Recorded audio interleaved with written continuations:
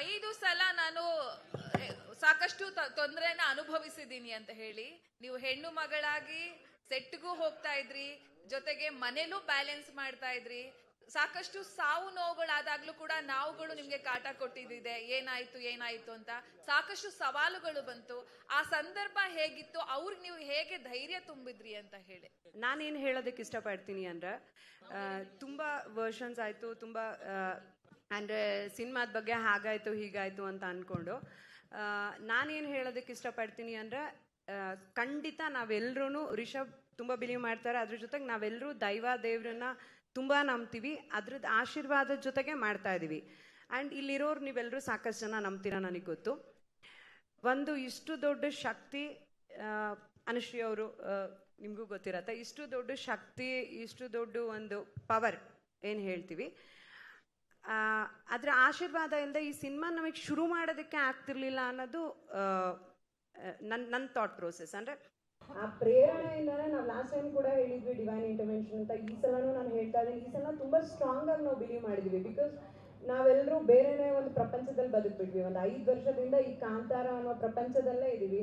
ಇದರಲ್ಲಿ ಏನು ಎಕ್ಸ್ಪೀರಿಯನ್ಸ್ ಆಗ್ತಿದೆ ಅಲ್ಲ, ಅದು ವರ್ಡ್ಸಿಗೆ ಸಿಕ್ಕಲ್ಲ. ಅಂದರೆ ಯಾರು ಸುಮ್ಮನೆ ಹೇಳ್ತಾ ಇಲ್ಲ, ಅಂದರೆ ಏನೋ ಆನ್ಸರ್ ಮಾಡಬಾರ್ದು ಅಂತನೋ ಇಲ್ಲ ಮಿಸ್ಟ್ರಿ ಇರಬೇಕು ಅಂತ ಖಂಡಿತ ಅಲ್ಲ. ಖಂಡಿತವಾಗ್ಲೂ ಎಲ್ಲರೂ ತುಂಬ ಎಮೋಷ್ನಲ್ ಆಗಿದ್ವಿ. ಯಾರಿಗೂ ಅದನ್ನ ಒಂದು ಪದಗಳಲ್ಲಿ ಎಕ್ಸ್ಪ್ಲೇನ್ ಮಾಡೋದಕ್ಕಾಗಲ್ಲ. Some energies are like that. ನೀವು ಅದನ್ನು ಬಿಲೀವ್ ಮಾಡ್ತೀರಾ ಅಂತ ಅನ್ಕೊಳ್ತೀನಿ. ಅಂದರೆ ಕೆಲವೊಂದನ್ನು ಹೇಳೋದಕ್ಕಾಗಲ್ಲ, ಹೇಳಿದ್ರೂ ಅರ್ಥ ಆಗಲ್ಲ, ಅದನ್ನ ನಮ್ಮ ಎಕ್ಸ್ಪೀರಿಯನ್ಸ್ಗೆ ಇಟ್ಕೊಳ್ಬೇಕು. ಸೊ ಹಾಗೆ ನಾನು ತುಂಬ ಅದನ್ನು ನಂಬೋದ್ರಿಂದ ಇವತ್ತು ಇಷ್ಟು ಸಕ್ಸಸ್ಫುಲ್ಲಾಗಿ ಏನೇ ಅಡೆತಡೆಗಳು ಬಂದರೂ ಅದ್ರ ಜೊತೆಗೆ ಈ ಸಿನಿಮಾನ ನಾನು ಅವಾಗಿಂದ ಹೇಳ್ತಾ ಇದ್ದೀನಿ, ಇಟ್ ಈಸ್ ನಾಟ್ ಈಸಿ. ನಾನು ರಿಷಬ್ಗೂ ಯಾವಾಗಲೂ ಹೇಳ್ತಿರ್ತೀನಿ, ಇಂಡಿಯಾದಲ್ಲೇ ಮೋಸ್ಟ್ಲಿ ಯಾರೂ ಟ್ರೈ ಮಾಡಿರಲ್ಲ ಅನ್ಸುತ್ತೆ, ಅವರೇ ಕತೆ ಬರೆದು ಅವರೇ ಡೈರೆಕ್ಷನ್ ಮಾಡಿ ಅವರೇ ಆ್ಯಕ್ಟಿಂಗ್ ಮಾಡಿ ಈ ಥರದ್ದೊಂದು ದೊಡ್ಡ ಸಿನಿಮಾನ, ದೊಡ್ಡದು ಅಂದರೆ ನೀವೆಲ್ಲರೂ ಅದನ್ನು ಬಜೆಟಲ್ಲಿ ತೊಗೊಳ್ಬೋದು. ನಾಟ್ ಓನ್ಲಿ ಬಜೆಟ್, ಈ ಥರದ್ದೊಂದು ಗ್ರ್ಯಾಂಡ್ಯೂರ್, ಈ ಥರದ್ದು ಒಂದು ಕ್ರಾಫ್ಟ್, ಈ ಥರದ್ದೊಂದು ನಮ್ಮ ಮಣ್ಣಿನ ಕತೆನ. ಆಮೇಲೆ ರಿಷಬ್ ಯಾವುದು ಸ್ಟುಡಿಯೋಲಿ ಸೆಟ್ ಹಾಕ್ಬಿಟ್ಟು ಆ ಥರದ್ದಲ್ಲ, ಎಲ್ಲ ಲೈವ್ ಲೊಕೇಶನ್ಗಳು. ನೀವೆಲ್ಲರೂ ನಾವು ಶೂಟಿಂಗ್ ಮಾಡಿರೋ ಜಾಗಗಳನ್ನು ವಿಸಿಟ್ ಮಾಡಿದ್ರೆ ಐ ಥಿಂಕ್ ಕೆಲಸ ಎಕ್ಸ್ಪ್ಲೇನ್ ಮಾಡೋದು ಬೇಕಾಗಲ್ಲ ಅನ್ಸುತ್ತೆ. ಆ ಥರದ್ದು ಲೊಕೇಶನ್ಗಳಲ್ಲಿ ಕೆಲಸ ಮಾಡಿರೋಂಥದ್ದು. ಅದನ್ನ ಮಾಡಿ ಕೂಡ ಅಂದರೆ ಜನರಲಿ ನೀವು ನೋಡ್ತೀರಾ ಅಲ್ವಾ, ಲೈಕ್ ಏನೋ ಚಿಕ್ಕ ಪುಟ್ಟದ್ದು ಎಲ್ಲ ಸಿನಿಮಾ ಸೆಟ್ಗಳಲ್ಲೂ ಆಗುತ್ತೆ. ಅದು ಕಾಂತಾರ ಅಂದ ತಕ್ಷಣ ಮೋಸ್ಟ್ಲಿ ಸ್ವಲ್ಪ ದೊಡ್ಡದಾಗ್ತಿದೆ. ಬಟ್ ನಾನೇನು ಬಿಲೀವ್ ಮಾಡ್ತೀನಿ ಅಂದರೆ, ನಮ್ಮ ಜೊತೆಗೆ ಒಂದು ಶಕ್ತಿ ಖಂಡಿತ ಕಾಯ್ತಾ ಇದೆ.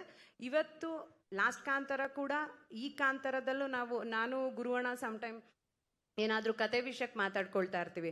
ಕೆಲವೊಂದು ಆ ಪ್ರೇರಣೆಯಿಂದನೇ ಒಂದಿಷ್ಟು ವಿಷಯಗಳು ಸೇರ್ಕೊಳತ್ತಾ, ಅದು ನಾವು ಹೀಗೇನೋ ಆಗಬೇಕು ಅಂದ್ಕೊಂಡಿರ್ತೀವಿ, ಅದು ಬೇರೆ ಥರದಲ್ಲೇನೋ ಆಗುತ್ತೆ. ಬಟ್ ಅದು ಪಾಸಿಟಿವ್ ಆಗೇ ಆಗಿರುತ್ತೆ, ಅದು ಸಿನಿಮಾಗೆ ಆ್ಯಡ್ ಮಾಡುತ್ತೆ.